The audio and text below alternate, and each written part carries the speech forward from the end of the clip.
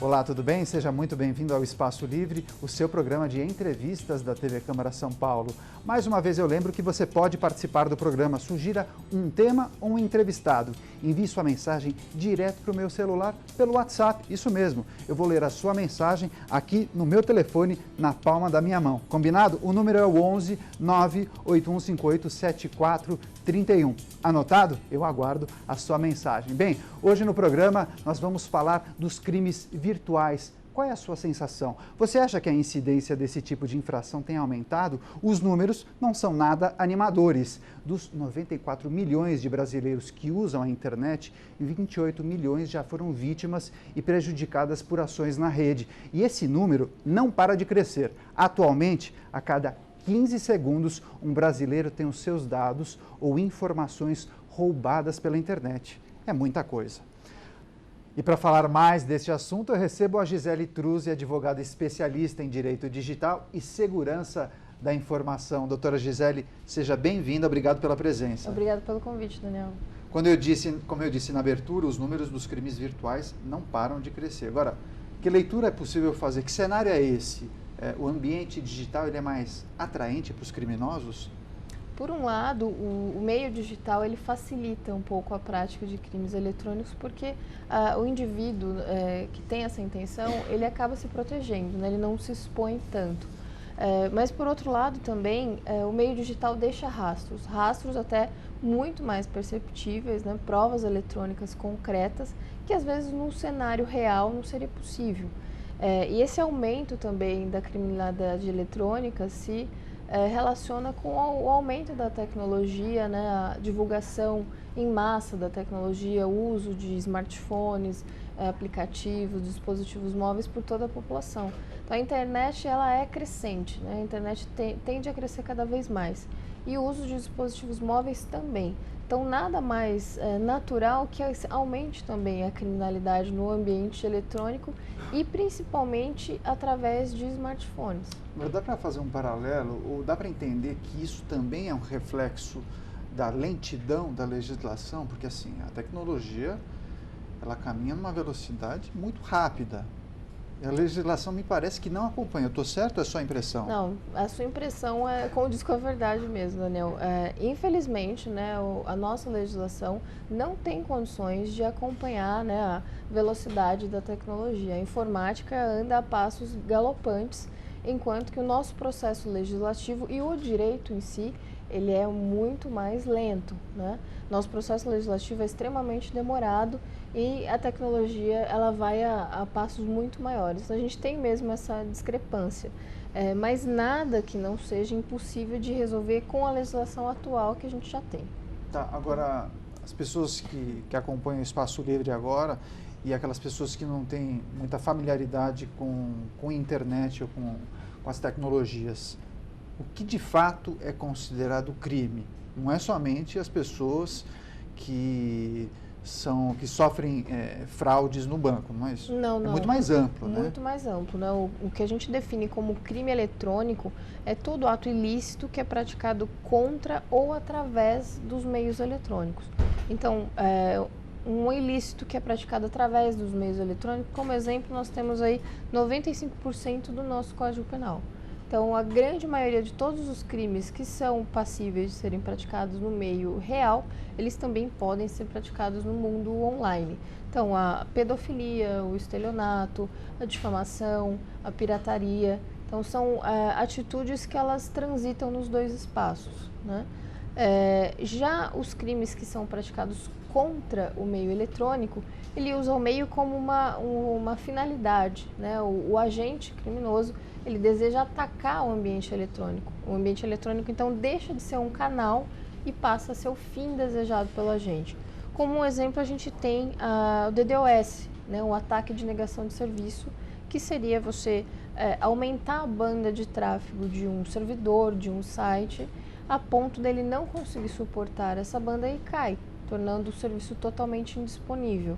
E isso pode ser feito através da infecção de milhares de computadores que passam a agir como a gente chama de computadores zumbis. E aí esses computadores infectados, eles passam a todos acessarem aquele site ou aquele servidor em um mesmo momento. Isso me lembra, aconteceu em a alguns sites de entidades do governo, órgãos públicos. Uhum. Sim.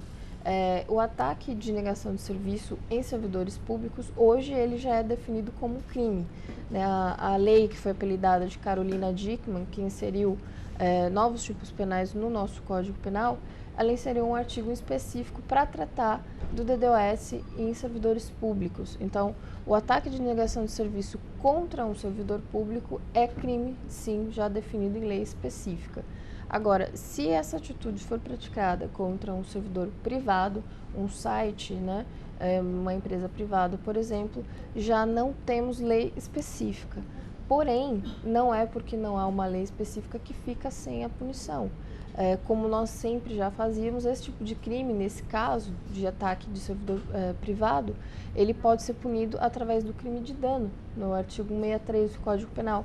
Porque a partir do momento que você derruba um site de uma empresa, de uma instituição, esse ente privado vai sofrer consequências disso, né? Vai ter danos morais e vai ter danos materiais, né? Imagine um grande e-commerce que fique algumas horas fora do ar. Ele vai ter prejuízos ali extremamente desastrosos para a sua economia. E isso é possível quantificar, né? A gente tem uma métrica da média que o site vende por dia. Então, a gente faz essa conta em horas e consegue definir o dano material. Por conta disso, já dá para a gente aplicar o crime de dano nesses casos. Entendi. Então, a legislação que já é aplicada, claro, Sim. no mundo real, ela pode ser normalmente Sim. aplicada ao mundo virtual também. Também. Legal. Agora, você me explicando e dando esse exemplo do ataque aos servidores públicos e também privados, parece que a gente está falando de um filme.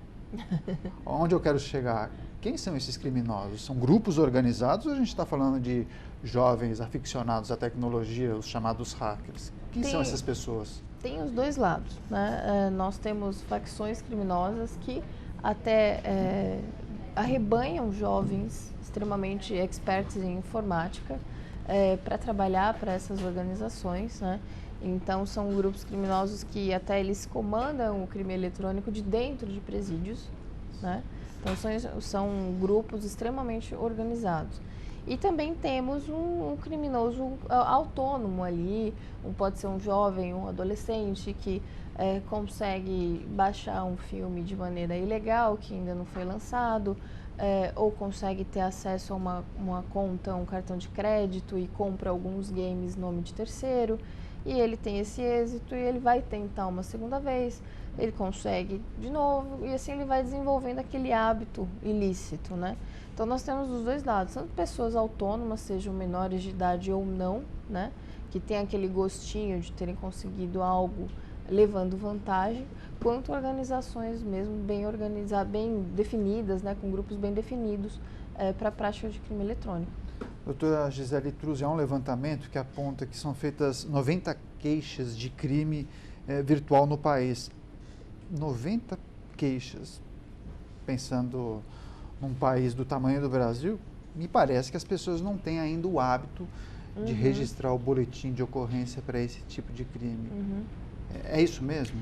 Infelizmente, toda a estatística de delito que a gente vê na mídia, ela nunca vai condizer com a realidade, né? Porque a maioria das pessoas acaba desistindo de levar isso à frente, né? Por conta da burocracia e tal, né? Em relação ao crime eletrônico, de fato eu tenho certeza que a nossa realidade é muito maior.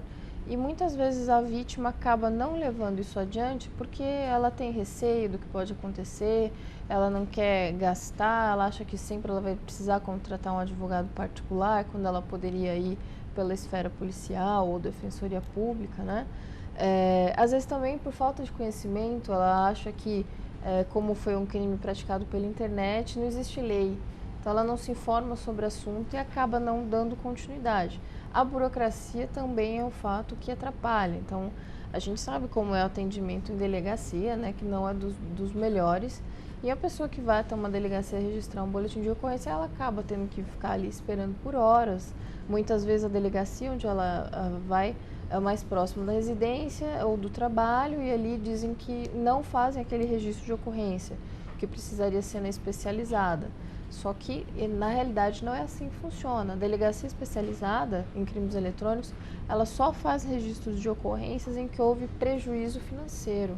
Então, todo o restante, as difamações, violação de direito autoral sem prejuízo financeiro, uma violação de direito de imagem, por exemplo, pode ser registrada numa delegacia comum. Então isso é muito importante, porque assim, embora poucas pessoas saibam, mas existem delegacias especializadas em crimes eletrônicos, virtuais e cibernéticos, é isso? Sim, sim. Mas nem todo crime precisa ser feito somente nessas delegacias. Exatamente, né? Exatamente por conta do crime eletrônico, ele ser um crime comum, né? Ele já está, na realidade, tipificado no Código Penal.